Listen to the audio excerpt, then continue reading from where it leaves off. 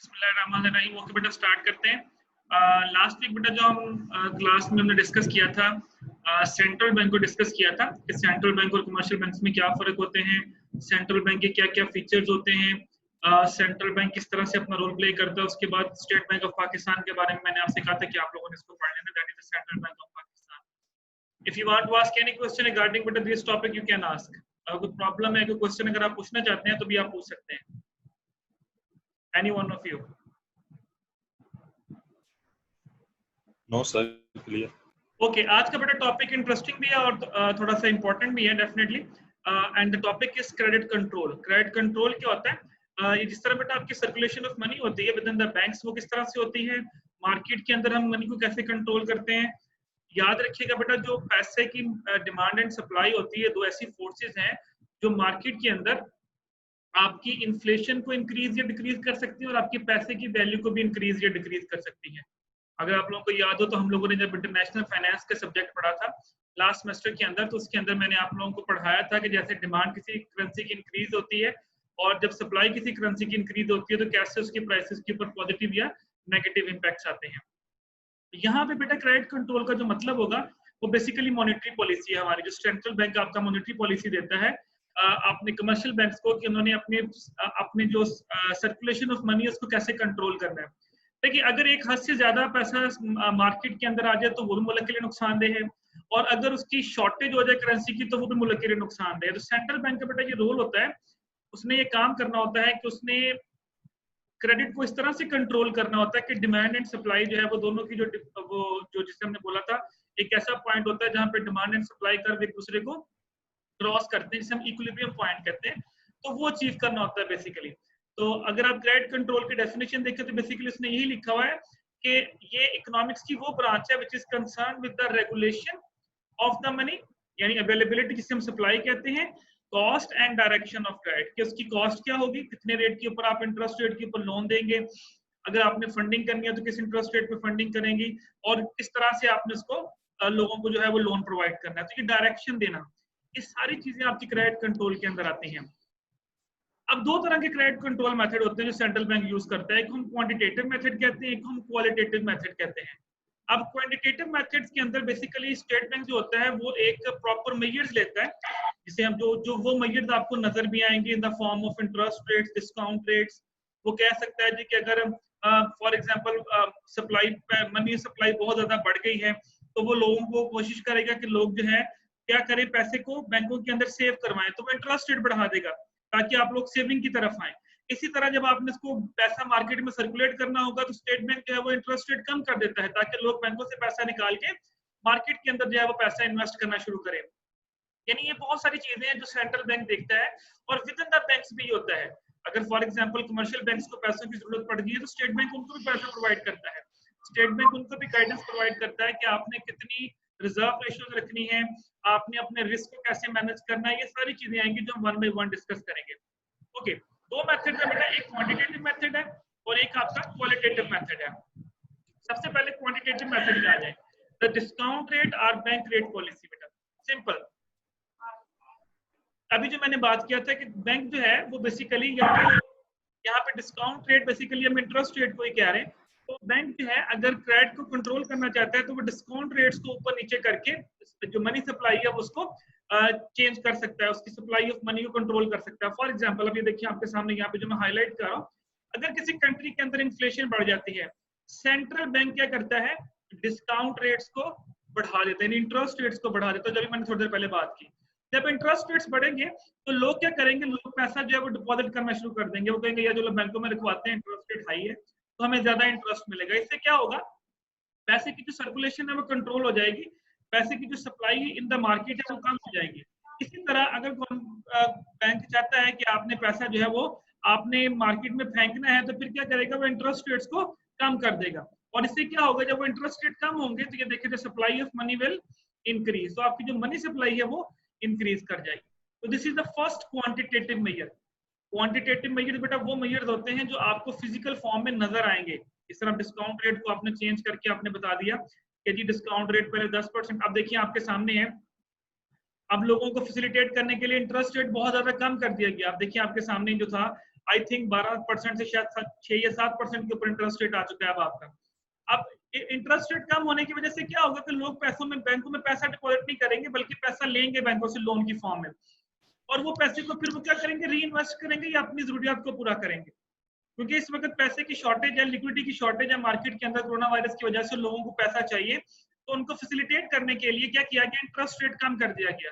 इससे क्या होगा, मनी सप्लाई मार्केट में इंक्रीज कर जाएगी, और डेफिनेटली जब मनी सप्लाई इंक्रीज होगी तो बेटा दूसरी तरफ गवर्नमेंट ने ये भी देखना है कि इन्फ्लेशन बहुत ज्यादा हद से ना इंक्रीज कर दे। और देखिए हमारी इन्फ्लेशन भी दिन ब दिन इंक्रीज हो रही है, तो एक वक्त ऐसा आएगा कि इनको कट लगाना पड़ेगा और ये लोन देना बंद कर देंगे, और जब ये लोन देना बंद करेंगे उस वक्त बेटा फिर दोबारा जो है ये इंटरेस्ट रेट दिखेगा आपके सामने थोड़ी देर के बाद, ये दोबारा इंक्रीज होना शुरू हो जाएंगे। एनी क्वेश्चन बेटा यहाँ तक? No sir. ओके, सेकंड आगे बेटा, ओपन मार्केट ऑपरेशन। सर एक क्वेश्चन है। जी जी पूछे।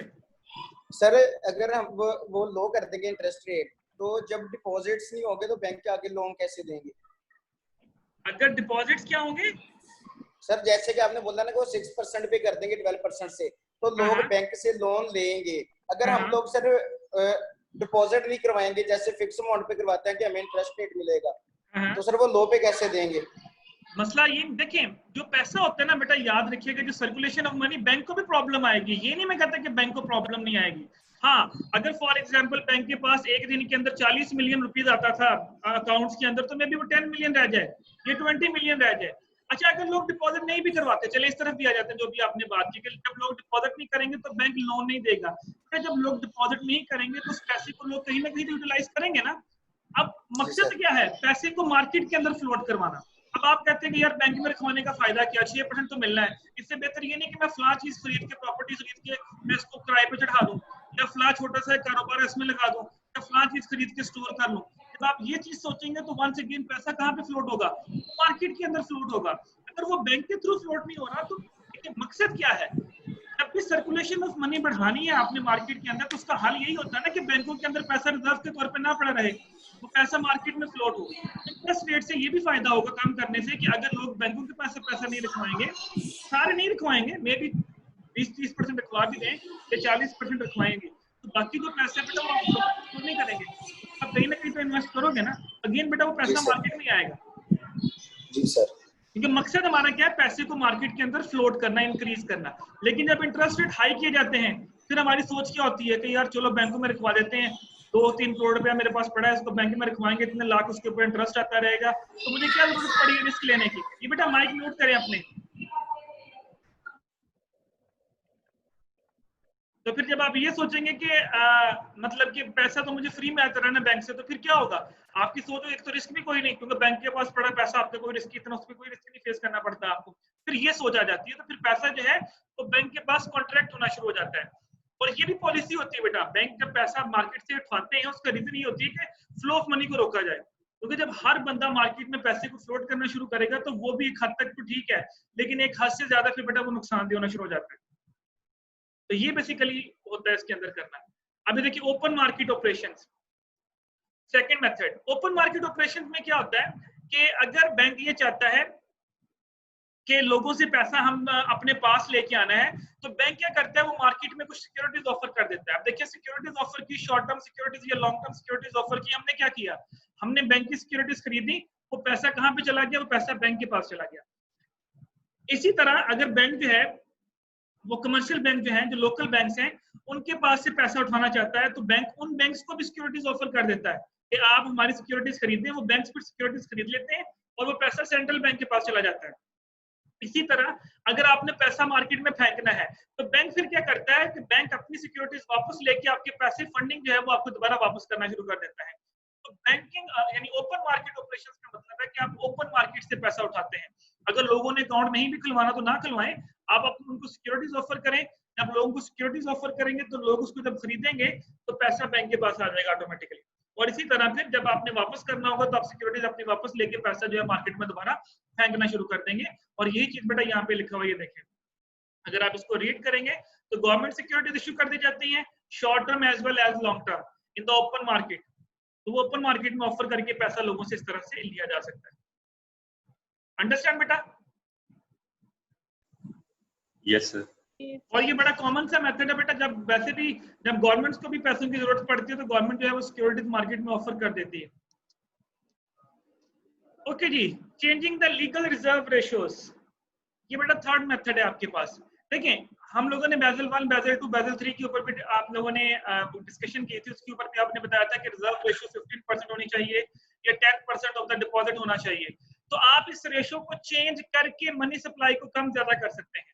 फॉर एग्जाम्पल आपको पैसों की ज्यादा जरूरत है तो आप अपनी जो रिजर्व रेशियो है उसको बढ़ा दें, या आपको लगता है कि मार्केट के अंदर कोई बहुत ज्यादा रिस्क आने वाला है, जिस तरह आजकल कोरोना वायरस की वजह से रिस्क आया हुआ, तो मे पॉसिबल अगले साल जो रिजर्व रेशियो है वो हमारी इस साल के निस्बत ज्यादा हो। क्योंकि इस साल तो आपने रिजर्व रेशियो रख ली थी, लेकिन बाद में कोरोना वायरस आ गया, लेकिन अब आपको पता है कि कोरोना वायरस अभी पता नहीं कितना अर्सा और चलना है।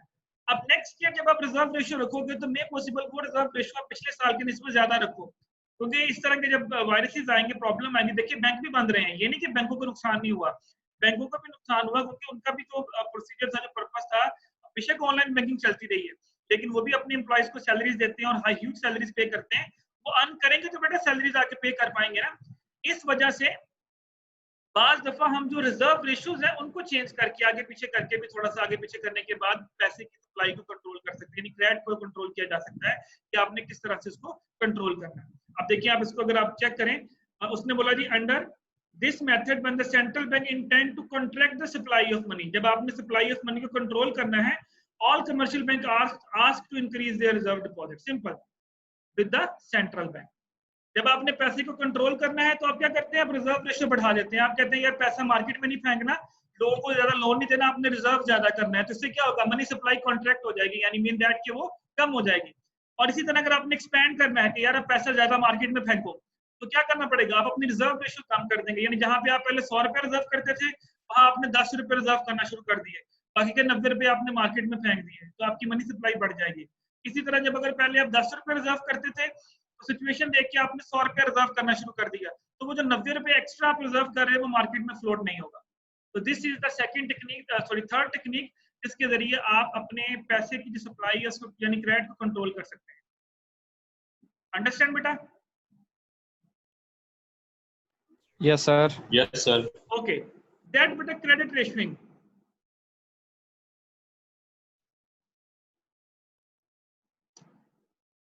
क्रेडिट रेशियोइंग बेटा क्या होती है, ये भी एक रेशियो होती है जिसके जरिए आपने कुछ पैसा जो होता है वो रिजर्व रखना होता है in need of emergency. For example कोई अगर कोई इमरजेंसी आ जाती है, किसी किस्म का कोई रिस्क आपको अचानक फेस करना पड़ जाता है, तो इसको बोलते हैं क्रेडिट रेशियोइंग रेशियो। ये भी हम कैलकुलेट करते हैं और उस कैलकुलेशन की बेस के ऊपर जो रेशियो निकलती है उसके मुताबिक उतने पैसे जो होते हैं वो आपने रिजर्व के तौर पर रखने होते हैं। अब फॉर एग्जांपल देखिए उसने बोला under this policy the central bank impose restrictions on grant of loan by commercial bank in the shape of overdraft. अब अगर फॉर एग्जांपल आपके बैंकों को पैसों की जरूरत पड़ जाती है, अब फॉर एग्जांपल आपकी क्रेडिट रेशियो थी कि आपने मैक्सिमम जो लोन है, फॉर एग्जांपल मैं कह रहा हूँ जो मैक्सिमम लोन है वो आपने इससे ज्यादा नहीं देना, इससे ज्यादा आपने क्रेडिट नहीं देना। जिस तरह ग्लोबल फाइनेंशियल क्राइसिस के अंदर यही प्रॉब्लम आया था कि उन्होंने क्रेडिट रेशियो जो है उसको इग्नोर किया था। फॉर एग्जांपल आपकी क्रेडिट रेशियो आती है कि आपने मैक्सिमम इतना लोन देना है, आपने उससे ज्यादा लोन दे दिया।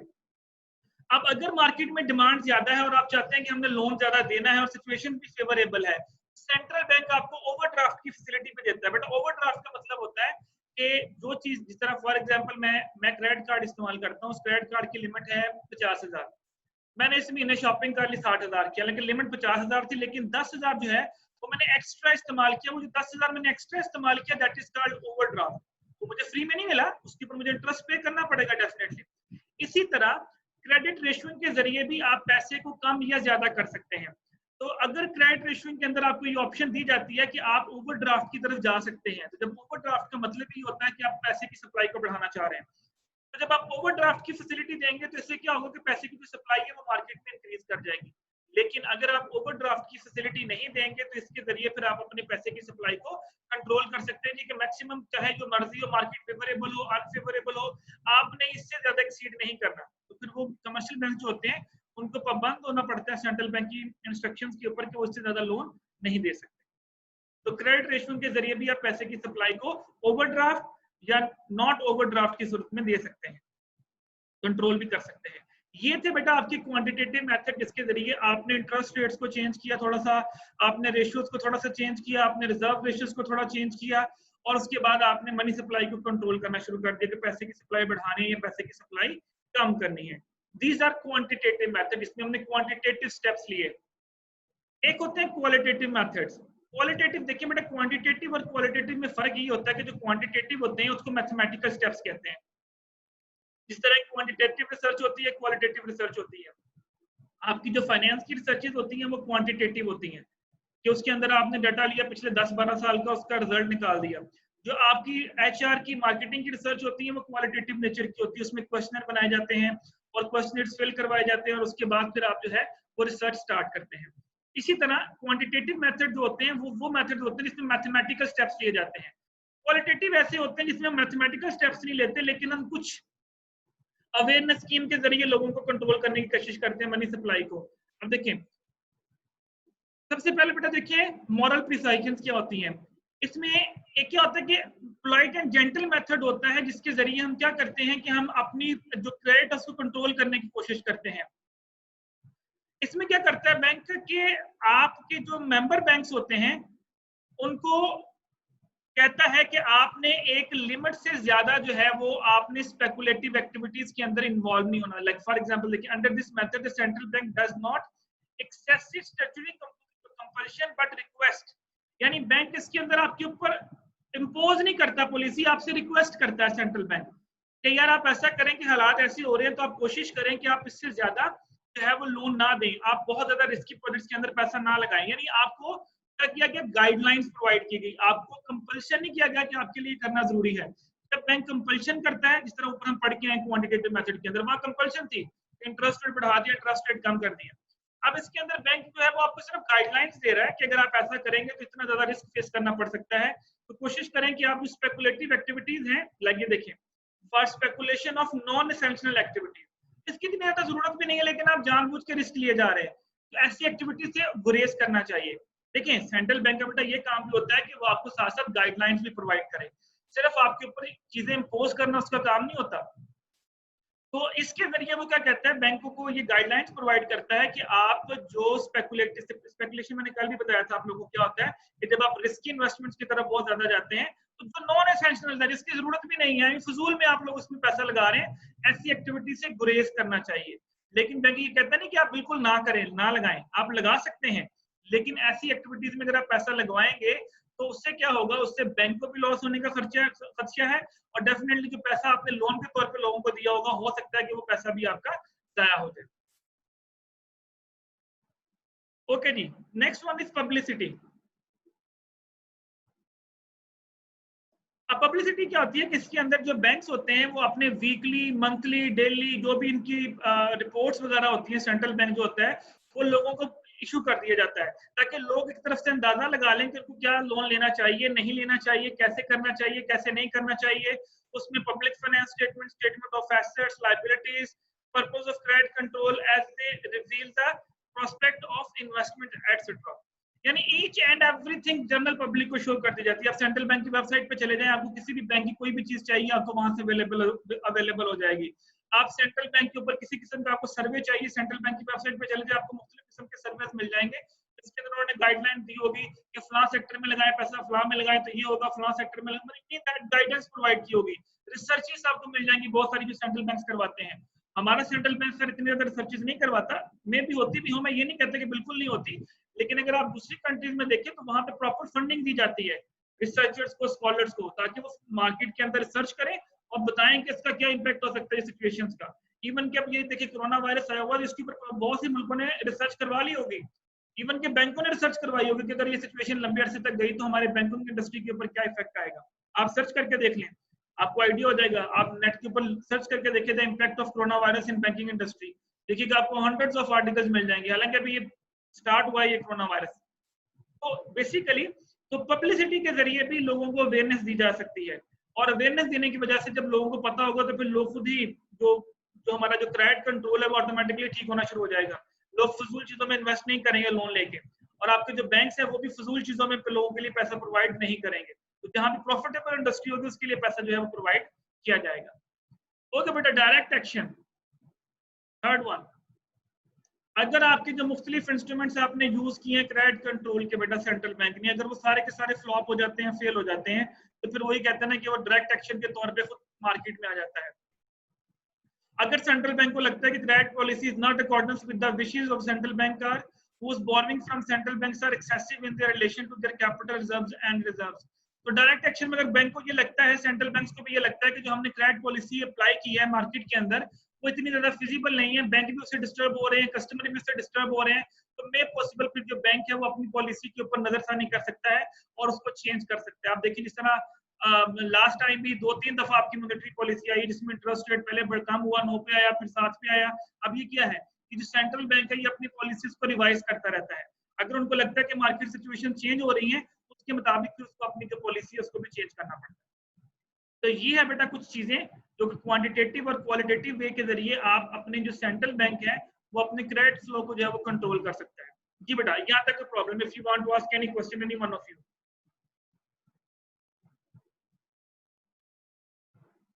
जी सो तो नहीं रहे? No sir. No sir. ये सब्जेक्ट बेसिकली सारा थ्योरेटिकल टाइप है, इस वजह से थ्योरेटिकल टाइप सब्जेक्ट है, थ्योरेटिकल सब्जेक्ट में वैसे भी नींद आना शुरू हो जाती है, इसलिए मैं पूछ रहा हूँ।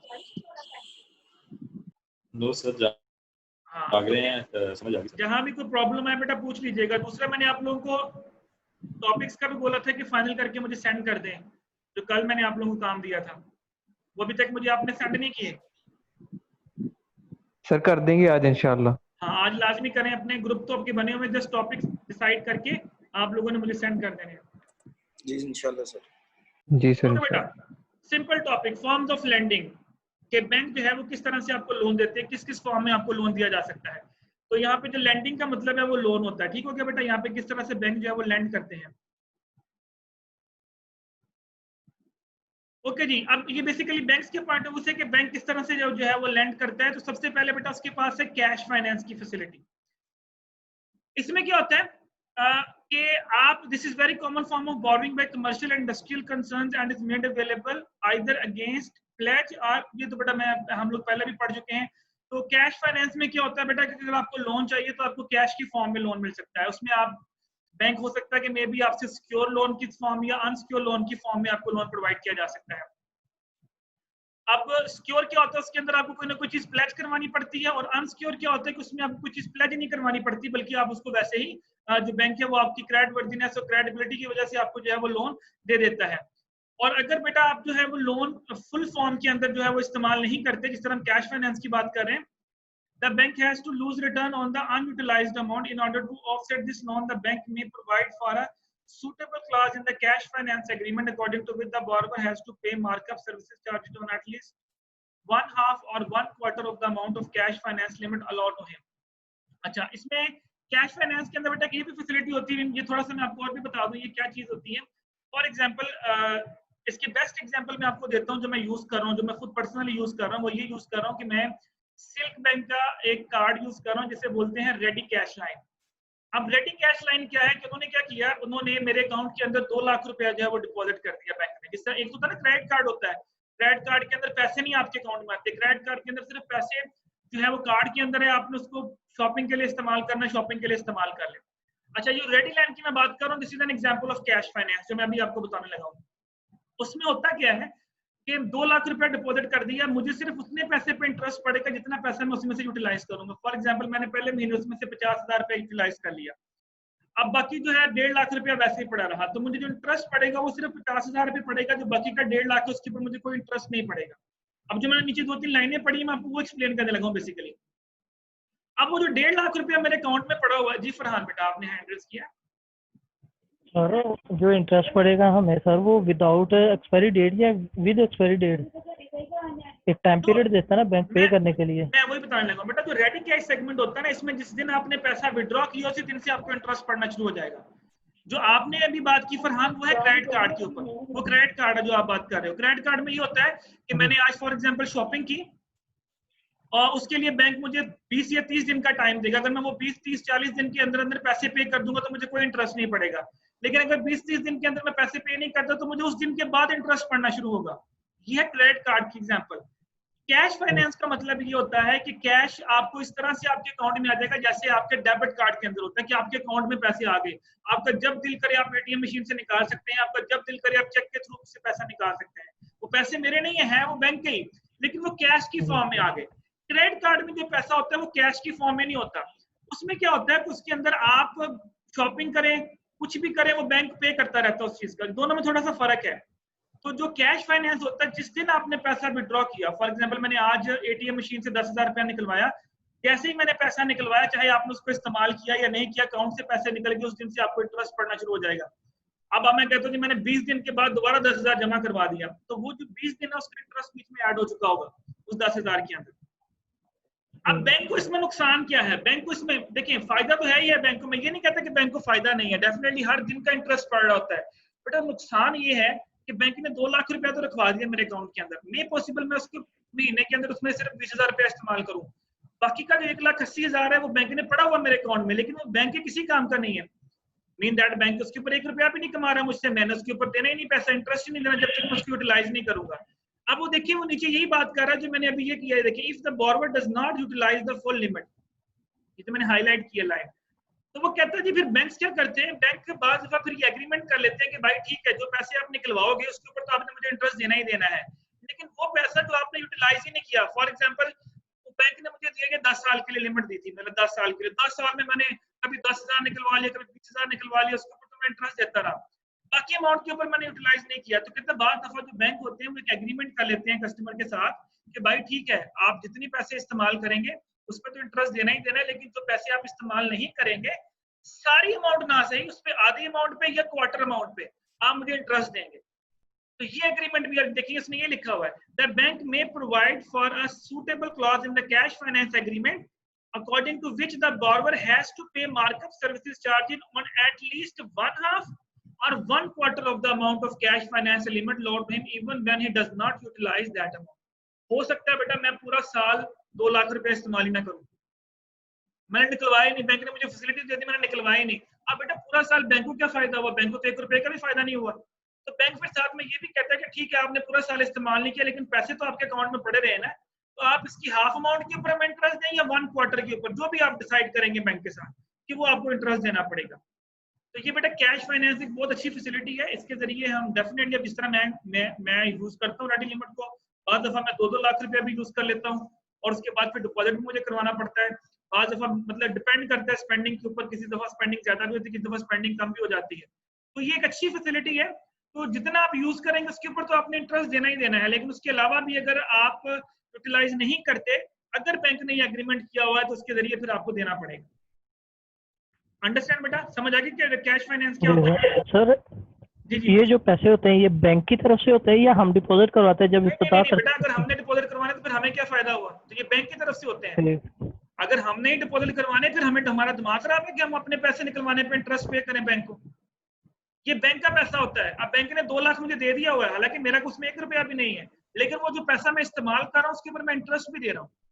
बैंक को ये फायदा है कि बैंक उससे कमा रहा है, उसने अपना पैसा भी 2 लाख पूरा कर लेना एट द एंड और मुझसे इंटरेस्ट भी लेते रहना जब तक मैं इसको इस्तेमाल करता रहूँ।